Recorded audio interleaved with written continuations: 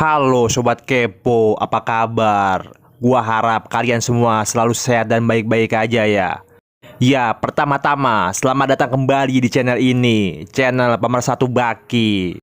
Oke, di video ini gua mau ngebahas satu karakter yang pasti udah famous banget di serial Baki. Ya, karena dia nggak cuma hebat, tapi juga waifunya serial Baki.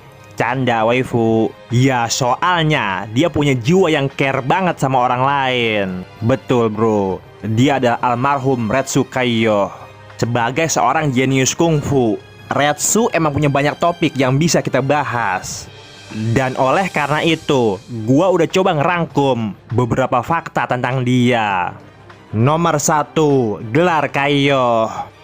Sebenarnya Retsu punya nama lahir Eisu Retsu, tapi sebelum jadi Kaiyo, dia dipanggil Sauron Retsu. Dan Kaiyo sendiri sebenarnya adalah gelar kehormatan buat pendekar yang skillnya udah diakuin sama Asosiasi Bela Diri Cina atau juga Kaiyo yang masih hidup. Terlebih lagi, cuma ada 12-13 orang doang pemegang gelar Kaiyo per 100 tahun. Tapi kalau kita lihat di Raitaya turnamen, para Kaiyo kagak ada hebatnya pisan. Gayanya doang sebakul, tapi ambruk sekali pukul. Tapi Retsu lain soal. Sebab dari bocil, dia udah nunjukin bakat jeniusnya di kuil Bailin. Saking hebatnya, Retsu pernah matiin temannya waktu sparring. Udah gitu, dia kagak nyesel pisan. Saat Retsu masih botak, bahkan dia udah seimbang sama gurunya, si Ryu Kaiyo. Saat itu, Retsu dilarang ikut tes gelar Kaiyo, tapi dia malah datang dan nunjukin kehebatannya. Dan saat itu juga, Ryu Kaiyo ngasih tahu satu hal, kalau Retsu belum pantas menyandang gelar Kaiyo. Sebab ada orang lain yang sanggup menggali terowongan hanya dengan tangan dan kakinya. Dan karena hal itu, justru membuat Retsu berlatih keras dan melampaui skill gurunya. Buktinya, Retsu bisa bikin bola batu yang lebih sempurna dari bikinan Ryu Kaiyo. Dan akhirnya, Retsu pun diberi gelar Kaiyo atas rekomendasi Dorian Kaiyo, si orang licik yang akhirnya jadi ODGJ. Nomor 2, Maksimum Turnamen. Retsu pertama kali diperlihatkan di turnamen Maksimum, tepatnya Baki season kedua. Dan saat itu Retsu belum jadi waifu. Maksud gua, dia masih antagonis. Sebab dia nggak cuma ngebanggain sejarah panjang bela diri Cinanya, tapi saat itu dia juga suka merendahkan petarung-petarung lain. Di pertandingan pertama, Retsu menang sekali tekuk melawan Sergei Taktarov. Di pertandingan selanjutnya, Retsu cuma butuh 1 menit melawan Toba, seorang pegulat tinggi tapi tua. Dan setelahnya, Retsu melawan Katsumi Orochi, sang penerus Shishinkan Karate yang udah bikin Hanayama keok. Tapi ketika orang ngira pertandingan ini bakalan seru, ternyata Katsumi malah keok sekali tabok. Di semifinal, sebenarnya Retsu juga gamparin si Baki habis-habisan. Bahkan kuping sama udalnya Baki sampai dicolok. Ya, tapi karena Retsu bukan karakter utama, akhirnya dia dibikin kalah. Karena tahu-tahu darah Hanma yang ada di tubuh Baki tiba-tiba bangkit. Dan meskipun Retsu kalah karena serangannya Baki, Retsu bisa dengan sengaja geser tulang tengkoraknya buat mencegah kerusakan fatal. Nomor 3, skill yang komplit. Sejak kemunculannya di Maksimum Turnamen, Retsu emang udah nunjukin kualitasnya yang di atas rata-rata. Retsu nggak cuma jago bela diri tangan kosong, tapi dia juga ahli memakai senjata. Nggak cuma bisa nembakin udara seperti saat melawan Katsumi. Bahkan Retsu juga bisa nyemburin api. Udah kayak mamang-mamang debus. Saat ribut sama Doyle, kita udah dikasih lihat kemampuan Retsu mainin berbagai macam senjata. Sebut aja pisau terbang, tali, golok, dan juga toya. Selain itu, Retsu juga punya ilmu meringankan tubuh yang dia pakai waktu nyebrangin sungai dan ngerusuh orang-orang mancing.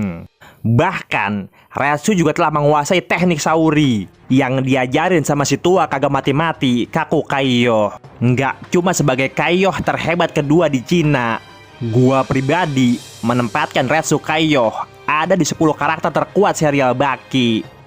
Nomor 4, kepedulian yang tinggi. Dalam serial Baki, Retsu udah nunjukin perubahan karakternya. Dari orang yang dulunya belagu, berubah menjadi orang yang agak-agak waifu. Seperti halnya saat Retsu dengan so sweet menggendong Doyle yang terluka untuk segera diobatin. Dan saat Retsu nggak sengaja ngancurin motor orang, Retsu pun langsung minta maaf dan bilang mau ganti rugi. Ya, Retsu emang jago, tapi dia bukan Bang Jago. Bahkan, Retsu pun menjenguk Doyle sambil bawain dia makanan. Cie, Retsu. Begitu juga dengan Dorian. Dengan penuh kehangatan, Retsu menjaga Dorian yang tiba-tiba jadi orang sarap alias ODGJ. Dan perlu juga kita ingat, kalau bukan karena Retsu, mungkin Baki udah mati. Karena saat itu, Baki yang terkena racun ganas Yanagi udah didiagnosa bakalan mati. Dan Retsu lah yang bawa Baki ke Cina dan maksa gurunya Shiryu Kayo agar Baki bisa ikut Raitai turnamen. Karena Retsu beranggapan kalau racunnya Baki bisa ditawarkan dengan racunnya Lee Kayo. Dan setelahnya, Retsu juga yang bawain Baki makanan dan juga air gula yang dia kobok-kobok pakai tangan. Dan gua rasa dalam hati Baki bilang, rasanya beda, kayak ada asin-asinnya.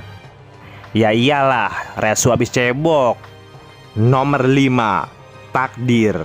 Sebagai seorang ahli bela diri, tentu aja Retsu susah menahan diri buat kagak bertarung.